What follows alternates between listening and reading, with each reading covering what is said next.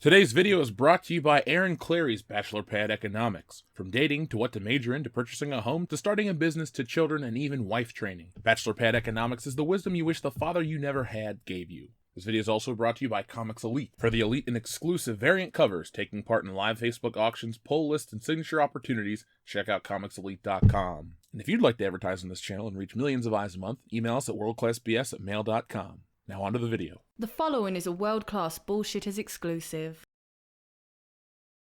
Star Wars, the franchise that just won't go away, no matter how much we want it to. Over the last few years, Star Wars has been in the toilet, both creatively and at times commercially. Before we get too deep into this video, let me give you a visual representation of how Disney Star Wars films feel. Here's The Force Awakens. And here's The Last Jedi. And here's Solo. Rogue One, pretty good. Though Disney overestimated the power of nostalgia and flooded the market with merchandise that will never leave retail. Seriously, I saw 50 Jyn Erso figures clogging up store shelves once. If you're like me, the past few years have been rough.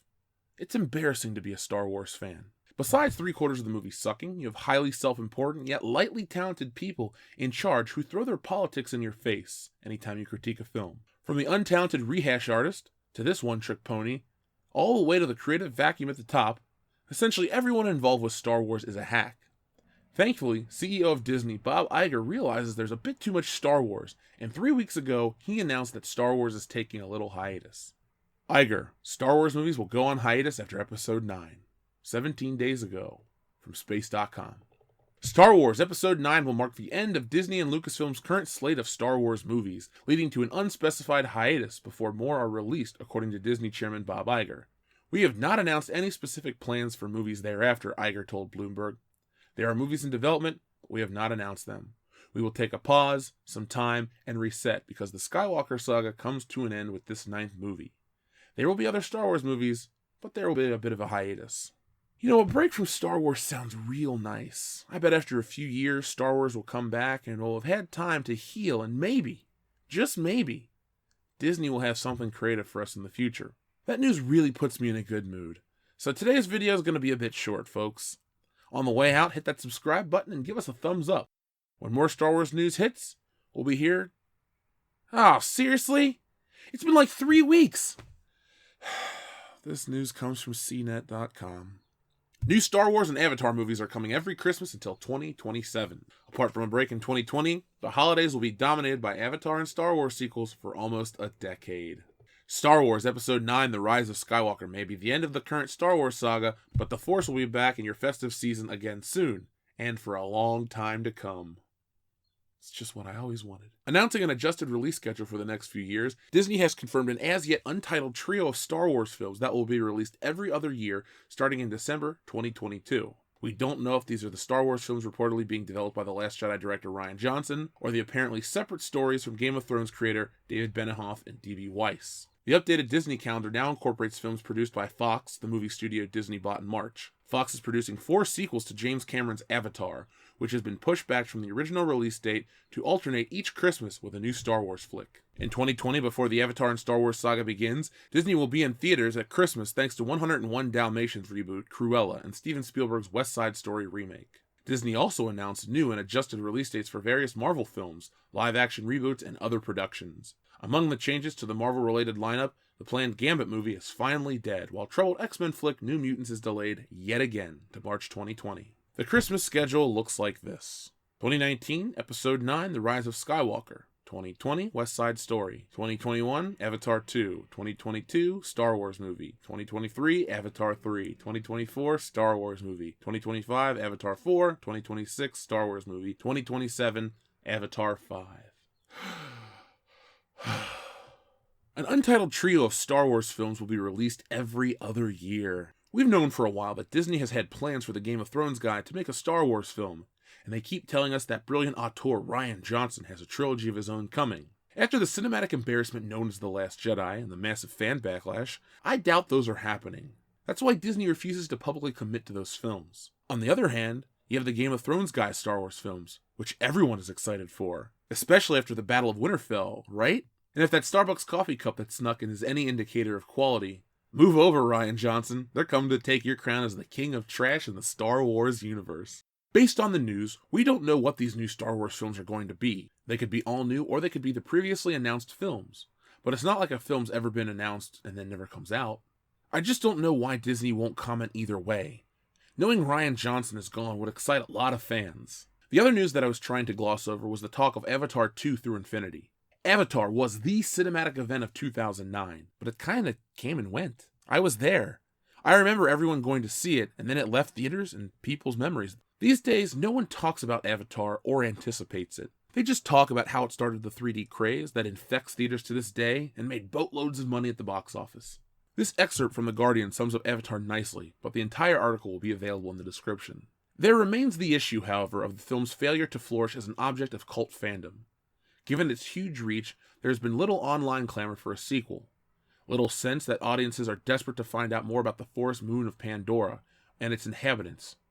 Perhaps that is because, unlike most modern Hollywood movies in an era of endless sequels, anticlimactic finales, and cinematic universes, Avatar ended rather satisfyingly, with most of the major threats eliminated. There have been hints that Stephen Lang's Colonel Quatrick will be back in Part 2, despite being stuck by a pair of Na'vi arrows in the first movie.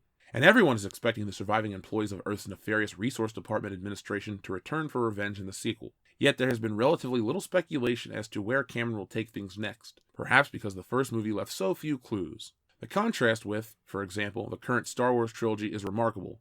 There are entire YouTube channels and blogs devoted to speculating what might happen in the first 10 minutes of Star Wars The Last Jedi, even though far fewer people worldwide saw J.J. Abrams' The Force Awakens than caught Avatar in cinema. I would argue that it's too late for Avatar. Unlike something, say, Superman, that had a constant presence in popular culture during the 19-year cinematic gap between The Quest for Peace and Superman Returns that kept Superman relevant, Avatar came, made money, and then disappeared, and other things took its place. The MCU was already picking up steam, Nolan's Batman films were still in their prime, and Transformers were somehow a thing. I would also argue it's too late for Star Wars, partially because these new films put the brand past its sell-by date, but mostly because Star Wars has eaten up all of its goodwill with the fans. Think back a few months ago when that production poster leaked, showing all sorts of new aliens, a repaired Luke Skywalker lightsaber, and C-3PO with Chewbacca's bowcaster. It was either quickly dismissed as fake or just brushed to the side because no one really cared. Usually Reddit leaks and images are analyzed like a crime scene with fans poring over every detail down to the individual pixel. But not with this Star Wars poster. The funny thing about the poster situation is that it was true. All of it. From that stupid alien to the new characters and costumes, it was all accurate. Again, no one cared. The countdown to Endgame was the focus, and now that the film's over, Disney is trying to rev up the hype machine with more Star Wars. This announcement, a few weeks after a promised and much needed hiatus, really shows the lack of direction Star Wars has as a franchise. Dump on them all you want, but the prequels had a plan. We knew that we were going to see Anakin become Darth Vader. Not everything was perfect along the way, but we got what we wanted in the end. A perfect conclusion to Star Wars. That's the problem with Disney. They buy stuff to make money, which is fine, but they have no plans for it. They produce useless crap with no personality or charm. Star Wars has no purpose outside of financial gain for a company. As fans, we get shafted on every front. Movies, comics, games, and TV have all taken a nosedive in terms of quality. And it's because of these constant disappointments that it's hard to maintain any excitement for Star Wars. It's not being negative when you're met with constant disappointments. It's delusional to expect the opposite. Something that worries Star Wars fans are the characters. The new characters are just bad. You have an overpowered lead with a lack of charisma, two dudes who don't add to the story, and a villain who isn't intimidating at all. These are the characters Disney creates, hollow vessels meant to carry around the outdated ideals of the people who wrote them. The movies don't make money because of them. They bank on nostalgia and make money off the original trilogy characters, ships, locales, etc. When it comes to Star Wars, the fear of more identity politics in the galaxy far, far away really worry fans, and rightly so. It seems like the success of Avengers has really emboldened Disney to push forward in that direction. They'll take the box office and use that as justification because Endgame featured a cringe-inducing Spice Girls moment and move forward with A-Force. If you question it, you're a sexist. You know the drill. But seriously, I liked Endgame a lot, and I know the reason it broke records is because it's the conclusion to a decades-long, 22-film saga that the world has never seen before.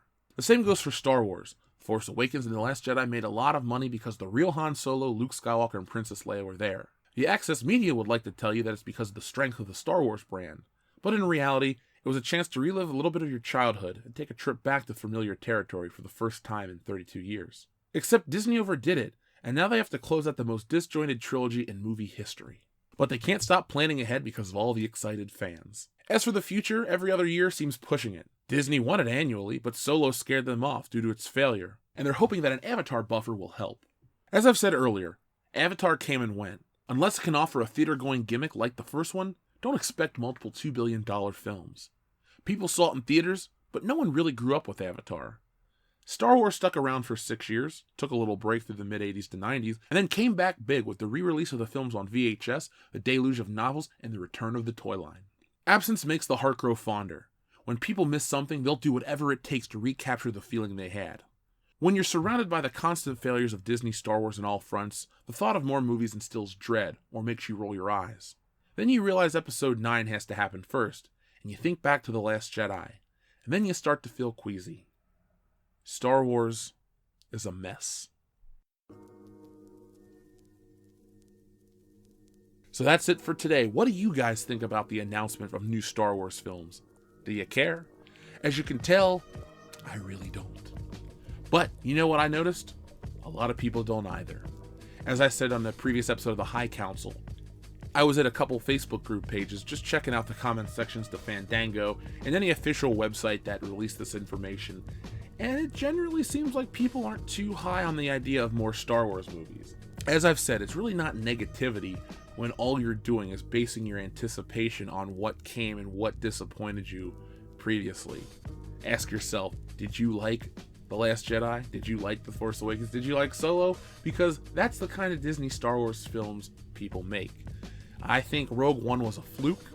You got lucky. You also had Darth Vader and a couple other things that really, really hit people in the feels in the right way.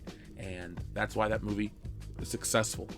Time has shown they're not able to replicate that in terms of quality filmmaking, so that is why I'm not too excited.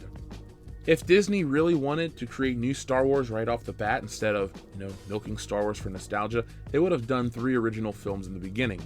Or as I've said, you would have started with Rogue One, got people really excited, and then moved forward, without having to denigrate the original characters, disrespect them, destroy their legacy.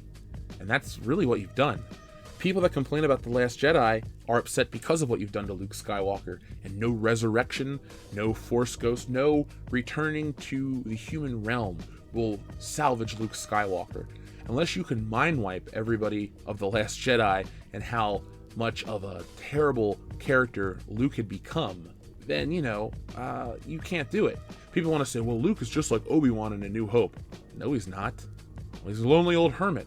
Yeah, but Obi-Wan was waiting for Luke, willing to train him, and then sacrificed himself to save him and the rest of the Millennium Falcon crew. What did Luke do for Rey? He got beat up by her in the rain, and then force projected himself. But he died for him. Not really. But that's it for today. I wanted to talk about Spider-Man, and I will eventually, but this Star Wars news and this channel, well, they go hand in hand, and I had to talk about the return of Star Wars for every other year for a decade. I am so beyond myself with excitement. I mean, listen to my voice. I can't think of any other franchise that I'd rather see a movie every other year in. Oh. And one final thing I want to make. People want to use the argument, well, Marvel movies came out every year. Just because they're all Marvel movies doesn't mean it's the same character coming out all the time. For example, Iron Man came out in 2008, then we had Iron Man 2 in 2010, and then Iron Man 3 in 2013. We didn't have an Iron Man movie every other year. Same with Captain America. We may have seen Captain America in his first movie and then the Avengers in the following year, and we didn't see Captain America for 2 more years. That little break makes you really like the characters and really want them to come back. You can't have the return of something if they never leave or it never leaves in the first place. So folks, if you liked this video, make sure you give it a thumbs up and share it all over social media.